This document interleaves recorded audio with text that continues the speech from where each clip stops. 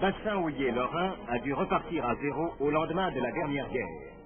Ses installations étaient gravement endommagées, son personnel en partie dispersé.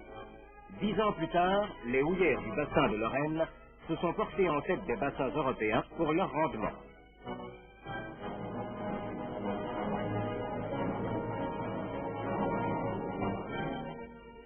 Leur production atteint maintenant 13 millions de tonnes par an, soit le double de celle d'avant-guerre.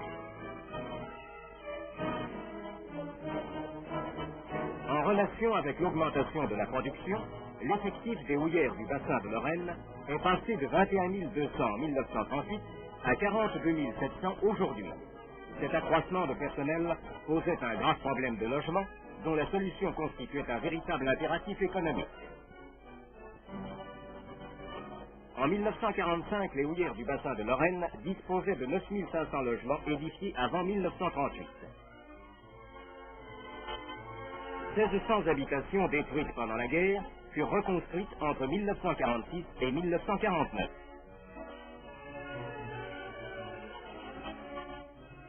En même temps, pour faire face aux besoins les plus urgents, les houillères du bassin de Lorraine édifiaient 3400 baraques.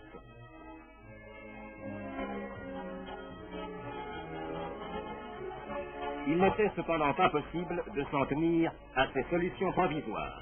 Aussi, dès 1947, les houillères avaient-elles entrepris la construction dans des cités existantes de 900 maisons individuelles. En 1949, 15 400 logements se trouvaient à la disposition des mineurs lorrains. Cet effort s'est poursuivi les années suivantes et 2500 logements ont été construits entre 1949 et 1953.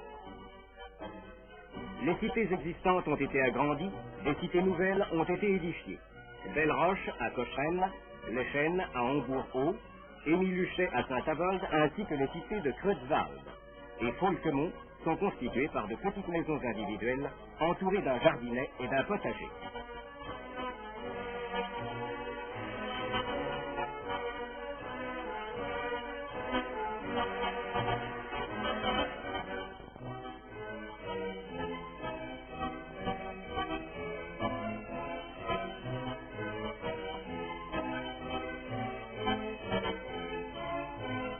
À Styrin-Vindel, les logements ont été groupés par 4 ou 6 dans de petits immeubles collectifs.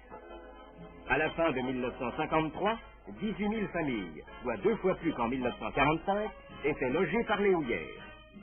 Mais le développement des industries annexes et l'application du statut du mineur avaient suscité de nouveaux besoins.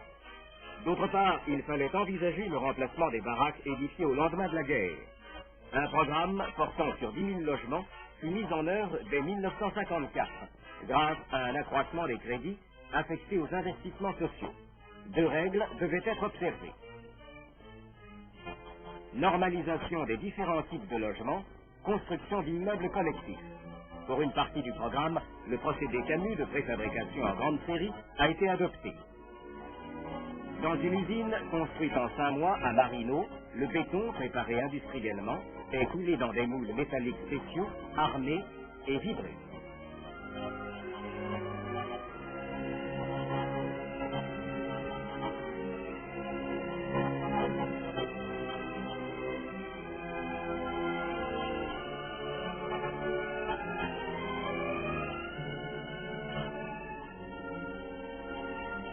Après 2h30 d'étuvage, les panneaux ainsi obtenus sont stockés. Transportés par route, ces panneaux sont assemblés sur les chantiers en un temps record, au rythme de 40 par grue et par poste de 8 heures. Selon ce procédé, 250 logements ont été construits à la cité Belle-Roche entre février et décembre 1954. Dans ces immeubles de 4 à 5 étages, les appartements comportent, en plus de la salle de séjour, de la cuisine et de la salle d'eau, 1, 2 ou 3 chambres. Ils sont dotés de plus grands conforts, chauffage central, gaz de ville, videur-vire, etc. Au total, 700 logements, dont un certain nombre pour familles nombreuses, ont été construits en 1954. Actuellement, le programme d'habitat des houillères du bassin de Lorraine se poursuit à une cadence accélérée. À Hombourg-Haut, et à Morsba, 270 logements seront prochainement terminés. Ces immeubles collectifs sont construits en durox, matériaux nouveaux à base de ciment et de cendres des centrales thermiques. L'utilisation du durox, très résistant et très léger, donc de manipulation facile, permet de gagner un temps précieux.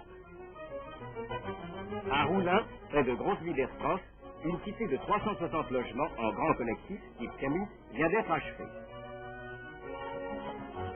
Les enfants n'y sont pas oubliés et des terrains de jeu seront prochainement aménagés à leur intention. Une cité de 700 logements du même type se monte à Fareberge-Villers.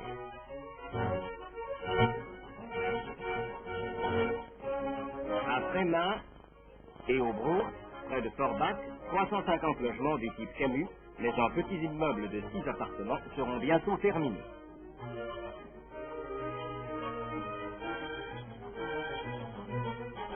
Aux logements construits par les houillères s'ajoutent 290 appartements, édifiés les uns en coopération avec des sociétés immobilières, les autres avec l'aide de la Communauté européenne du charbon et de l'acier. De plus, chaque année, 500 mineurs en moyenne bâtissent eux-mêmes leur maison grâce au concours financier des houillères. À la fin de 1955, plus de 21 000 logements auront été mis à la disposition des mineurs lorrains, soit 2 fois et demi le chiffre de 1945. Dans 4 ans, si le rythme actuel des constructions peut être maintenu, la quasi-totalité du personnel des houillères du bassin de Lorraine sera convenablement logée.